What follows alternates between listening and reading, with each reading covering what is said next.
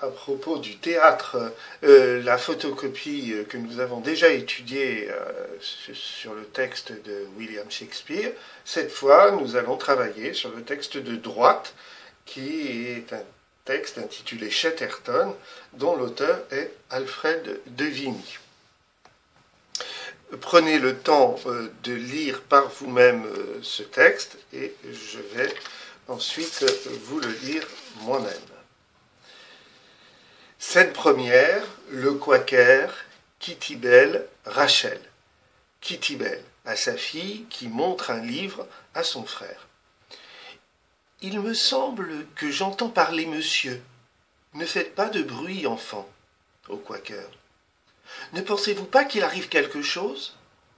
Le Quaker hausse les épaules. « Mon Dieu, votre père est en colère.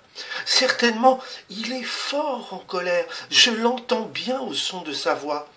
Ne jouez pas, je vous en prie, Rachel. » Elle laisse tomber son ouvrage et écoute. « Il me semble qu'il s'apaise, n'est-ce pas, monsieur ?» Le Quaker fait signe que oui et continue sa lecture. « N'essayez pas ce petit collier, Rachel. Ce sont des vanités du monde que nous ne devons pas même toucher. » « Mais qui donc vous a donné ce livre-là ?»« C'est une Bible. Qui vous l'a donné, s'il vous plaît ? Je suis sûr que c'est le jeune monsieur qui demeure ici depuis 3 mois. » Rachel. « Oui, maman. » Kitty Bell. « Oh mon Dieu, qu'a-t-elle fait là ? Je vous ai défendu de rien accepter, ma fille, et surtout de ce pauvre jeune homme. Quand donc l'avez-vous vu, mon enfant ? Je sais que vous êtes allé ce matin, avec votre frère, l'embrasser dans sa chambre. Pourquoi êtes-vous entrés chez lui, mes enfants ? C'est bien mal. » Elle les embrasse. « Je suis certaine qu'il écrivait encore, car depuis hier au soir, sa lampe brûlait toujours. » Rachel. « Oui, et il pleurait. » Kitty Bell. « Il pleurait. Allons, taisez-vous. Ne parlez pas de cela à personne. Vous irez rendre ce livre à monsieur Tom quand il vous appellera. Mais ne le dérangez jamais et ne recevez de lui aucun présent. Vous voyez que depuis 3 mois qu'il loge ici, je ne lui ai même pas parlé une fois. Et vous avez accepté quelque chose, un livre. Ce n'est pas bien. Allez, allez embrasser le bon Quaker. Allez, c'est bien le meilleur ami que Dieu nous ait donné. » Les enfants courent s'asseoir sur les genoux du Quaker. Pour travailler sur le commentaire de ce texte, comme dans le texte de Shakespeare, je crois qu'il est nécessaire de préparer avec attention l'introduction. Pourquoi ?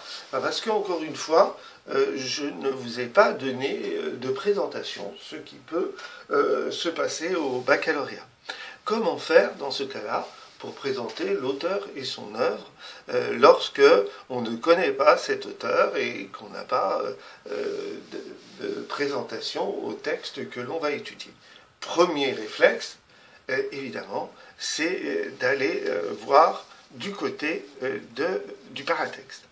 Ce paratexte est extrêmement réduit puisque nous avons le nom de l'auteur, Alfred de Vigny, nous avons le titre de la pièce, Chatterton, et nous avons 2 indications, la date, 1835, et la position de la scène dans la pièce. Nous sommes à l'acte 1, c'est le premier 1 en chiffre romain, et 1 en chiffre arabe signifie la première scène. Nous sommes donc dans la première scène de cette pièce. Voilà peu d'indications. Et pourtant, c'est cette indication-là qui va nous servir beaucoup, puisque lorsque vous ne connaissez pas l'auteur et que vous ne savez rien sur son œuvre, vous avez tout intérêt à ouvrir votre introduction comme un cadre d'histoire littéraire du texte que nous sommes en train d'étudier. C'est ce que je vous ai marqué photocopie, nécessité de replacer l'auteur et son œuvre dans le cadre de l'histoire littéraire propre à l'objet d'étude. Nous sommes donc dans le théâtre, la pièce est de 1835, c'est-à-dire dans la première moitié du XIXe siècle. Or, nous savons, d'après notre cours d'introduction sur le théâtre, que 1830 est une date clé de l'histoire littéraire et en particulier une date clé de l'histoire du théâtre, puisque nous sommes dans la période romantique de la première moitié du XIXe siècle, et Victor Hugo, qui est un auteur très polyvalent, invente un nouveau genre littéraire qui vient en opposition avec le genre classique de la comédie et le genre classique de la tragédie, qui sont deux formes de théâtre totalement opposées. Victor Hugo n'accepte pas cette séparation des genres et va créer un nouveau genre qui tente d'assimiler la dimension de l'humour, un humour très grinçant, avec la possibilité que les hommes soient confrontés au malheur. Et cette forme littéraire, théâtrale, nous l'appelons le drame romantique. Alfred de Vigny rédige donc, dans la continuité, mais aussi avec une certaine originalité, heureusement, mais dans la continuité de la création du nouveau genre théâtral romantique, il écrit donc un drame romantique.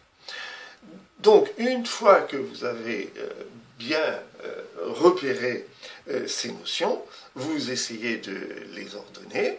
Je pense qu'il faut commencer par les notions d'histoire littéraire, en insistant sur le fait qu'autour de l'année 1830, dans le domaine du théâtre, naît un nouveau genre littéraire lié à un mouvement puissant de la première moitié du XIXe, qui est le mouvement du romantisme, et son chef de file invente même un genre nouveau, qu'on appelle le drame romantique, qui s'oppose à la différenciation radicale entre les deux genres du théâtre classique, c'est-à-dire la comédie et la tragédie, pour essayer de faire une sorte de synthèse de ces deux genres qui lui paraît plus naturelle et donc qui propose au sein de la même pièce un humour plutôt grinçant, sarcastique, burlesque, associé avec le sentiment d'une tragédie, d'un drame qui frappe les personnages principaux de la pièce. C'est le cas dans l'œuvre d'Alfred de Vigny, intitulée Chatterton, datée de 1835, qui va dans la continuité de ce qu'a voulu Victor Hugo. Et nous allons justement découvrir la première scène de cette pièce. Une fois